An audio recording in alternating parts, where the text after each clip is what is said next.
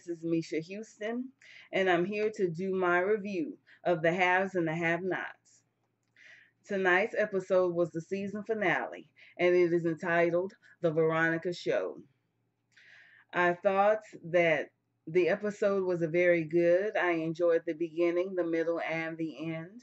There were a few filler scenes that didn't quite work out for me, but as a whole, I really enjoyed the episode. It had a lot to, discuss going through it.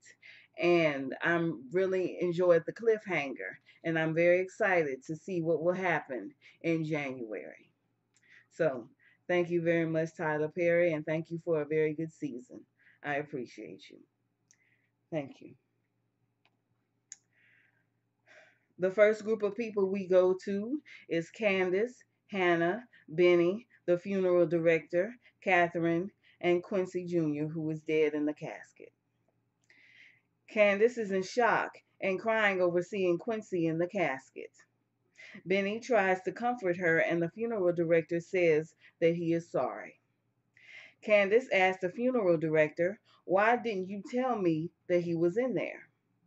Benny and the funeral director says that they didn't know that she was going to lift up the casket lid.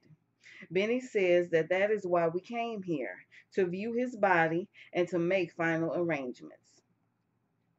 Candace is angry that no one told her ahead of time, but the funeral director says that we needed to confirm that he looked good enough for the public viewing.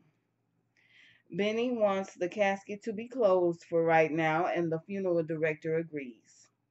Candace says that that is him and that he looks so cold and so gray, and that Warlock did this to him. Candace accuses Hannah, saying that she let them kill her son. Candace wants Hannah to admit that she did this just to make her suffer. Candace asks, "What did I ever do to make you hate me so much? That you would kill my son just to get even with me." Candace confesses that she had never hated anyone or anything as much as she hates Hannah, and that she waits for the day when Hannah dies so that she can spit on her casket and bury her in an unmarked grave. Hannah bites back, saying that you have only predicted your own funeral, and the people that you have cheated and lied to and slandered and conned and laid with will spit on you. Then Hannah, goes into her self-righteous sermons, which she loves so much. Candace thinks that God took Quincy away, but Hannah says that she took her baby away with her lies and with her schemes. Hannah says that you and Warlock did this, and she pleads with Candace to examine her life and her actions. Hannah says that she ran from Warlock and that she ran like she ran from Quincy, and it will be someone else if she doesn't stop. Hannah says if God wants your attention, he will get it. Candace asks, "By killing my son?" And Hannah answers, "By doing the same thing with different people." And it will only get worse until she goes to God. Candace, is absolutely not interested. And, like she said in the previous season and in the previous episodes, that she really didn't believe that God was there and that he truly existed. Hannah says, "Do you think I want to pray and worship God after what happened?" Candace says, "Well, you want to have his body buried in a church, don't you?" And Hannah says, "Yes, because after all is said and done, no matter how angry she is, God is still God." Hannah quotes the Bible, saying that the Lord giveth and the Lord taketh away. Blessed be his name. Candace explodes, screaming, "You can have your God. I don't want him. Take your God." Candace then turns to the funeral director saying that she wants to have Quincy's body cremated and to have no funeral. And then she orders him out of the room, running into Catherine on her way out. Hannah, looking refreshed, says, just let her go.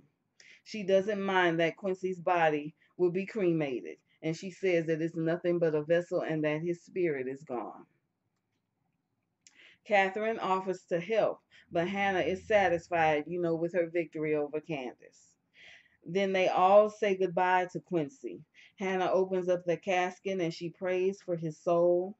She says that she loves him and that he brought joy to her life and wishes that she had found him sooner. They cry and they pray over him. And Hannah says that when she looked into his eyes, she saw Benny, she saw Candace, and she saw God. They cry over him and they pray, and Hannah's faith, is renewed because all season she was struggling with her faith, and now she's back in stride again. They all hold hands and they walk out of the funeral home. It was a really great scene. Everybody acted that beautifully. It was definitely one of the best scenes of the night, and I really enjoyed it. The next two people we go to is Melissa and Veronica. We're going to see a lot of Veronica in this episode. Veronica observes that Jeffrey hasn't come home yet, and she starts to blame Melissa for it.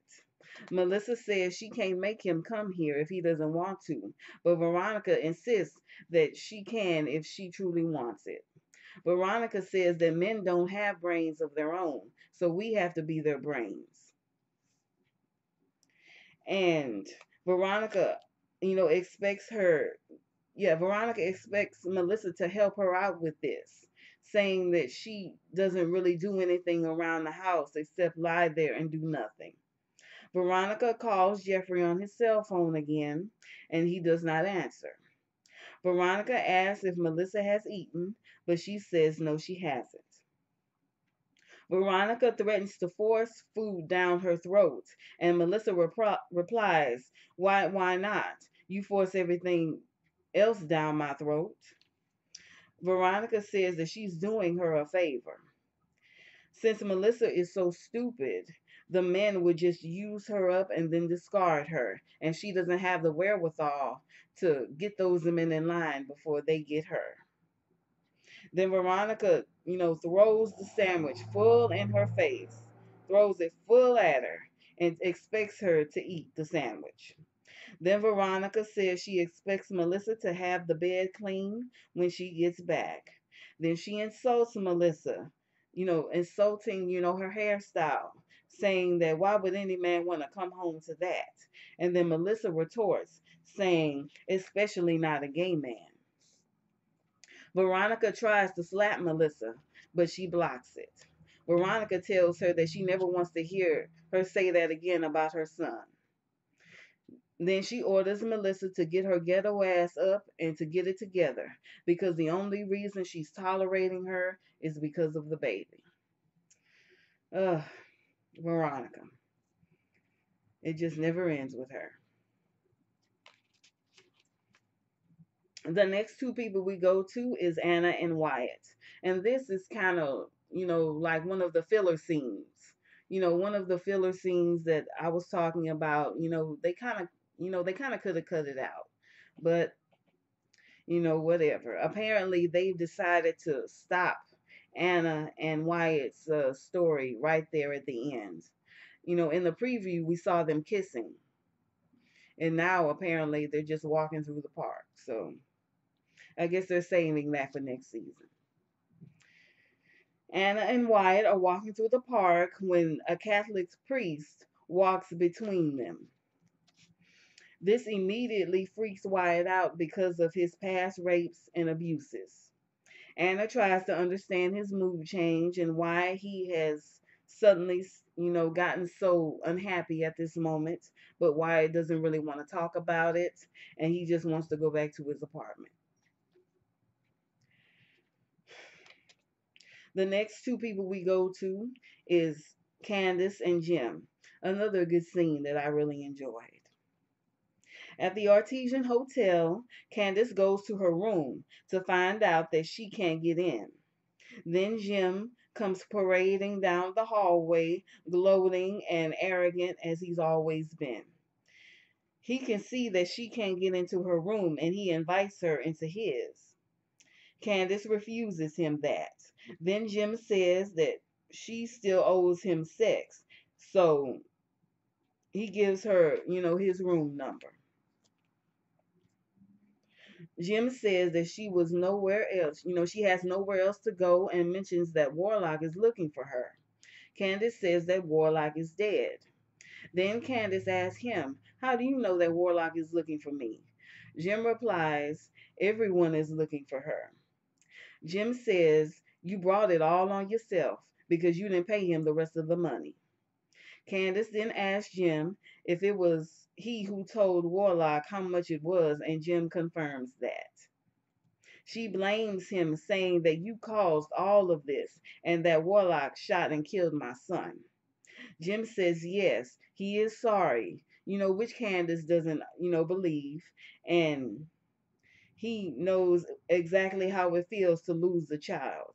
He obviously blames Candace for Amanda's death, but in my opinion, Amanda kills herself because of Jim, Catherine, and Professor Cannon's abuse. But that's just my opinion. Candace says that she never harmed Amanda, which is true, but Jim blames Candace anyway. Then Candace starts to blame Jim for Quincy's death. Jim postures, saying that how could I have done that? I have to be quite the marksman to shoot Miss Hannah and then kill your son. Then Jim gets up in her face and says, "I don't forget anything, bitch," and walks off down the hall. After he leaves, Candace says, "Neither do I." Now, before I go on to the next section, I want to talk about Jim. I think Jim made a big mistake in gloating and threatening and throwing it up in Candace's face about her son's death. I really, really think that's a mistake.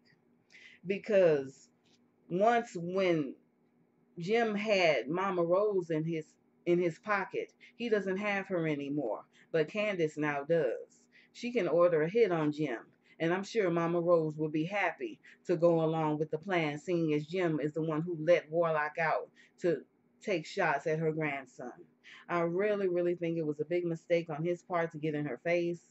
But you know how Jim is. He can't resist it. His ego is overinflated and he can't risk rubbing it in somebody's face. So we'll have to see what happens next season with those two. The next group of people we go to is Veronica, Candace, and the policeman. At the Artesian Hotel, Veronica slithers over to Candace's table with her phone in her hand. Veronica comes to sit down, but Candace just wants her to leave. Veronica warns her that 4 policemen are outside waiting to arrest her, but Candace, doesn't care. Veronica then asks Candace for her help, but yet as she's asking for help, she's completely insulting Candace and calling her a whore every step of the way. Then she says that she knows about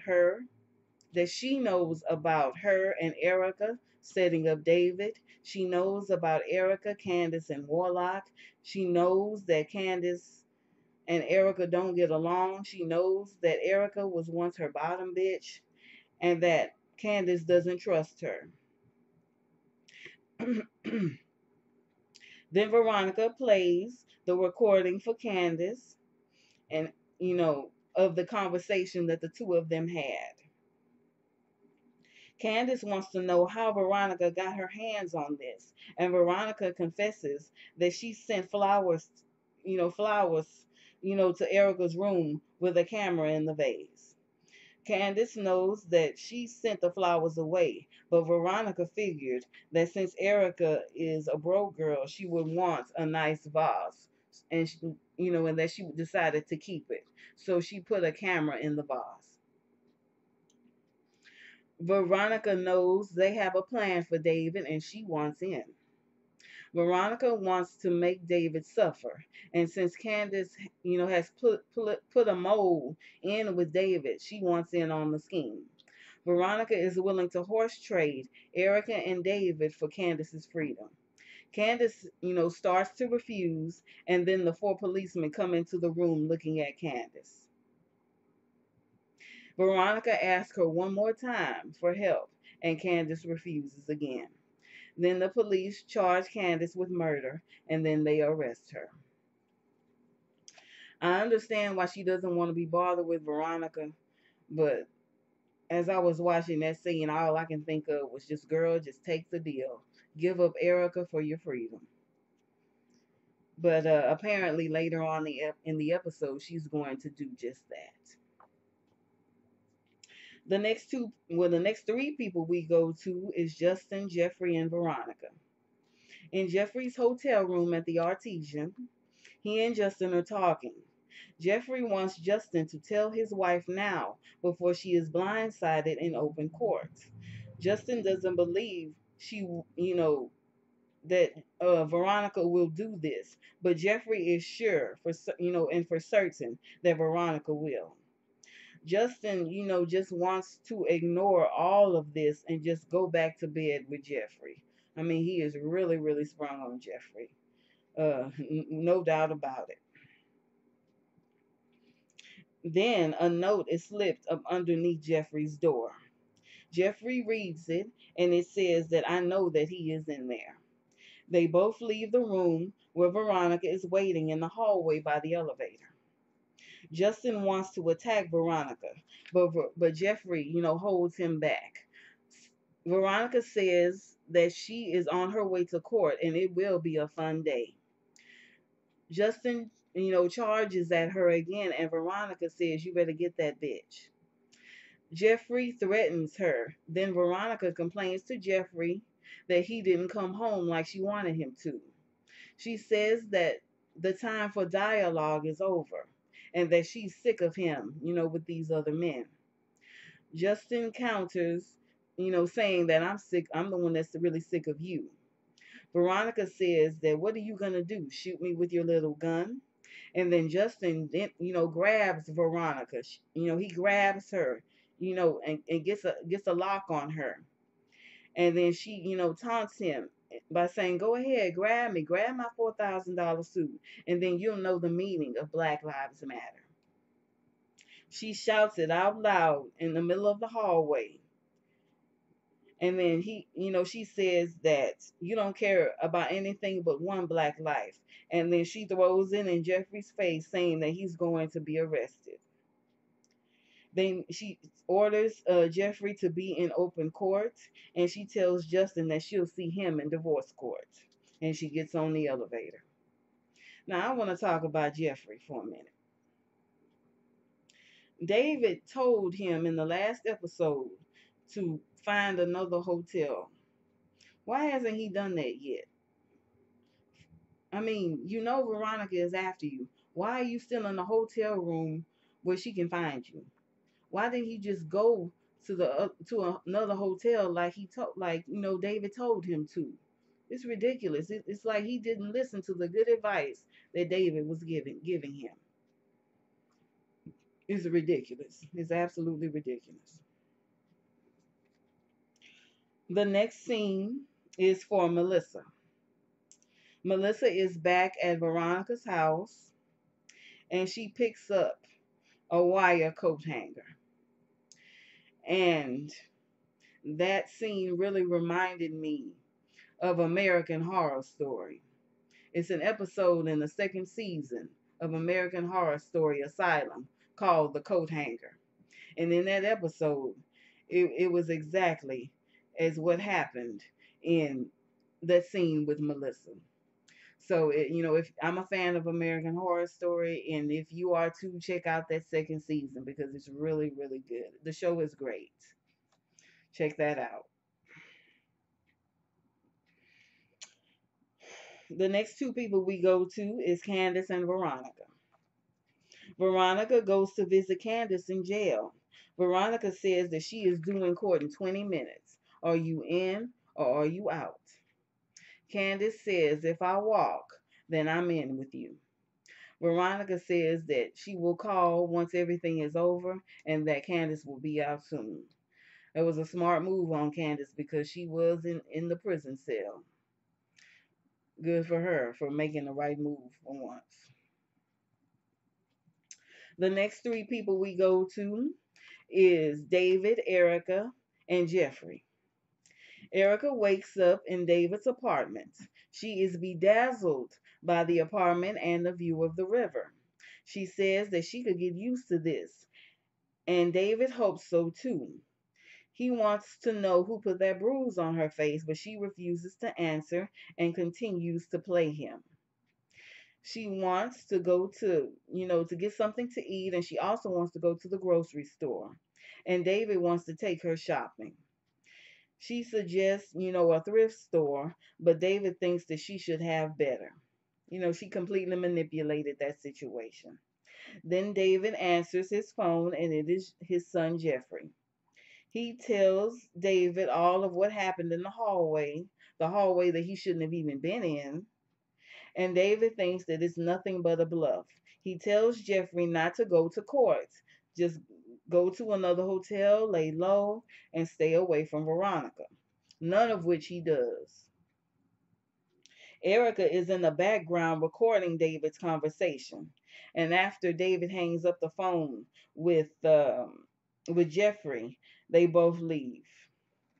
Now, I want to talk about Jeffrey and Erica.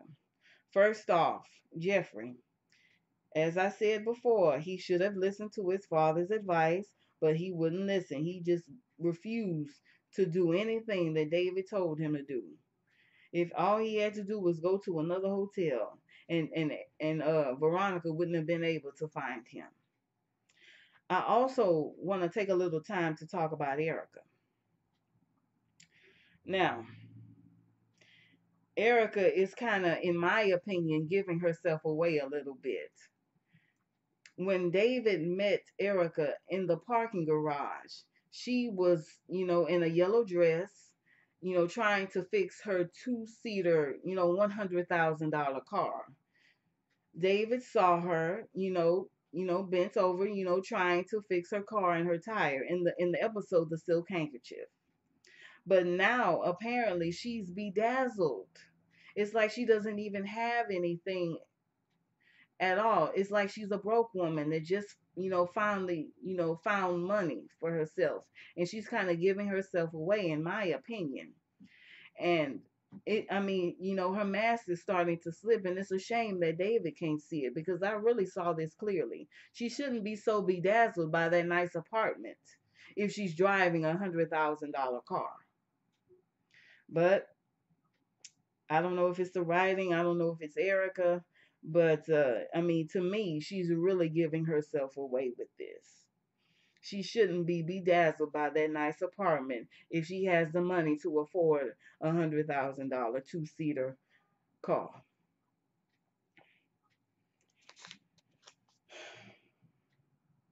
The next two people we go to is Veronica and D.A. George. Veronica gets a call at the courthouse from her housemaid, Alice. Melissa is in the hospital, and Veronica says that she will go after her, once, she'll go to see her, after she leaves the courtroom. Then D.A. George comes and he talks to her. He says that he will win this case, but Veronica is unmoved. She says that she knows who killed Quincy Maxwell, and she says soon he will know as well. Then D.A. George questions Veronica about D.A. Salison. Veronica, called her on the day that she was killed, and George questions her about that, but she gives no answers. George says, "You think you're smart, but I will find you out." Then they walk into the courtroom. Now, the next group of people we go to is the D.A. George, Veronica, the judge, Justin's wife, Jeffrey, and Justin. Now, in the courtroom, the DA wants the judge to recuse herself from the case because she is the same judge in the Lizzie Castile, Harrington Crier murder. But the judge refuses to take herself off the case. They start the case for Quincy Maxwell. D.A. George tries to get Quincy's body, into evidence. But since the warrant was sent to the wrong person and not to the true owner of the house, the judge finds that the body will be inadmissible. And since there is no body, the charges against Candace have been dropped. Then Jeffrey and Justin walk into the courtroom together, and Veronica sees this. She's angry that they're standing right there next to each other, walking into the courtroom together. And then she tells the judge that Jeffrey, her son, confessed to killing Quincy Maxwell. The judge and the DA are shocked by what she has to say and ask the DA and Veronica to step forward for a sidebar. Veronica insists on arresting Jeffrey for the crime. The DA and the judge are shocked by this, but the DA and judge go along, and Jeffrey is arrested for murder. Then Veronica says that she should recuse herself from the case, and then she plays the tape of Justin in Jeffrey's room right there in open court, right there in front of everyone. The judge sees Justin's face, and she knows that it is true. She calls for a recess, and then she runs out of the courtroom into her chambers. As Jeffrey is perp walked in front of Veronica, she says that Melissa is in the hospital and that she tried to take the baby's life with a coat hanger. She says some people are just so ungrateful, and she walks off. Then she walks over to Justin, and he is looking at her with viper eyes. I mean, he has kill in his eyes. He's never looked so angry. She says that she tells him, "Look what you've done. You did this. This is all on you. Now live with it." And she walks off. Veronica is all over this episode, as I said before, and she's just as horrible, and hateful as she's always been. The woman, just can't get any better. It's really sad. The next two people we go to is Melissa and Veronica. Veronica has picked up Melissa from the hospital, and she's driving Melissa's car while Melissa is, riding shotgun in the passenger seat. Veronica is insulting Melissa, for trying to kill, the baby. She insults her and her car. And Veronica says that she's nothing but a danger to herself and that she will take Melissa to her rehab facility to treat her for depression or whatever else she has. She also drives, her there in Melissa's car because since Melissa was, bleeding so much, she doesn't want to ruin her leather interior in her seats. Behind them, you can see an old truck following them close behind. The next two people we go to is Candace and Charles. After Candace gets released, Charles calls her. He knows about her arrest and is still watching her. He wants her to visit him in Washington, D.C., but she refuses. He says please, but she still refuses. He tells her just to call Landon because he's about to lose her number once he gets elected. Charles, wants her to stay on the line, but Candace, just hangs up the phone. As I said before, I'm really not a fan of Charles. I really don't like him at all. But I really think that her best bet is to go to Washington, to let him pay for the school so she can get her degree and he can get her a job in a second. That's just my opinion. I think it's the best thing for Candace to just go on with Charles to Washington, D.C. because there's nothing really left there for her. It's nothing there. Now, the scene of the night and the last scene of the night belongs to Veronica, Melissa, and Justin. Veronica and Melissa are driving down the road when from behind someone starts ramming the back of their car. Veronica is confused and she's shocked and she's wondering who would do this. She says, "What are you doing? What's going on? Who is that?" Eventually, Melissa starts to laugh at Veronica and she's saying that someone hates your ass just as much as I do. The person then rams, their car, five or six times. 5 or 6 times they ram the car. Veronica says, as long as the baby is okay, I don't care. That angers Melissa, and she grabs the steering wheel, and the car goes out of control. The car goes off the road into a construction sign, and then the car flips high into the air and rolls onto the ground and lands upside down, tires up. You can't see either Veronica or Melissa. The driver of the truck turns out to be Justin. He went after Veronica just like I knew he would. The driver turns out to be Justin, and he sees exactly what happened. And he doesn't slow down, he doesn't stop, he doesn't get out of the car. He just keeps on driving. And that is where the season ends. What a great ending. I'm hoping that Veronica is dead because it would free up everyone in the story.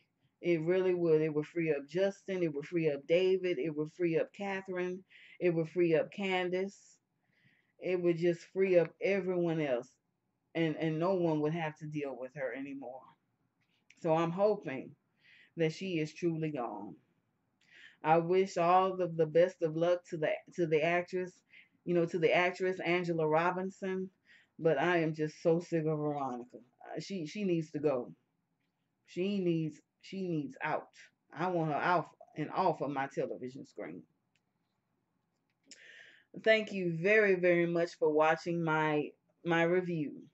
My MVP of the night is Officer Justin for ramming Veronica's car because it was also a catalyst for Melissa to make a move against Veronica. And hopefully this move is the big blow. Hopefully Veronica is gone. Thank you very, very much for watching my video. If you like my video, make sure you like, comment, share, and subscribe. And I will be back next week for the season premiere of If Loving You Is Wrong. If Loving You Is Wrong is coming back on, and I'm hoping that, things will be better because, the last 2 seasons really weren't that great. Thank you very, very much, and come back next week. Enjoy your life as I do, and have a wonderful, wonderful day. Thank you so very much.